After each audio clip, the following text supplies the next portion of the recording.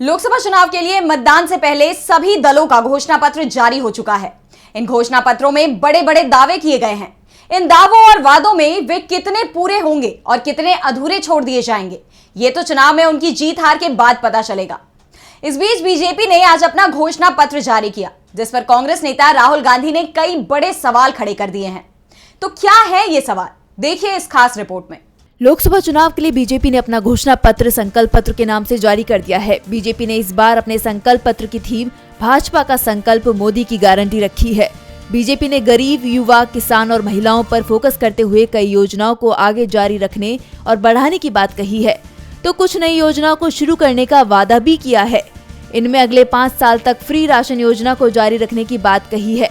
अब बीजेपी के संकल्प पत्र को लेकर विपक्ष की भी प्रतिक्रिया सामने आई है। बीजेपी के मैनिफेस्टो को लेकर कांग्रेस सांसद राहुल गांधी ने सवाल खड़े किए हैं।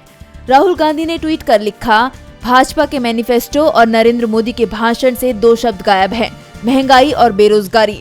लोगों के जीवन से जुड़े सबसे अहम मुद्दों पर भाजपा चर्चा तक नहीं करना चाहती। इंडिया का प्लान बिल्कुल साफ है, 30 लाख पदों पर भर्ती और हर शिक्षित युवा को 1 लाख की पक्की नौकरी। युवा इस बार मोदी के झांसे में नहीं आने वाला। अब वो कांग्रेस का हाथ मजबूत कर देश में रोजगार क्रांति लाएगा। वहीं कांग्रेस अध्यक्ष मल्लिकार्जुन खड़गे ने कहा कि बीजेपी के घोषणा पत्र से साफ होता है कि उनके पास जनता को देने के लिए कुछ भी नहीं है। उन्होंने अपने कार्यकाल में कोई भी ऐसा बड़ा काम नहीं किया जिससे देश के सभी लोगों को फायदा हो। युवा नौकरी की तलाश में है, महंगाई आसमान छूने लगी है। कांग्रेस प्रवक्ता सुप्रिया श्रीनेत ने कहा कि बीजेपी के संकल्प पत्र में किए गए वादे पूरी तरह से खोखले हैं।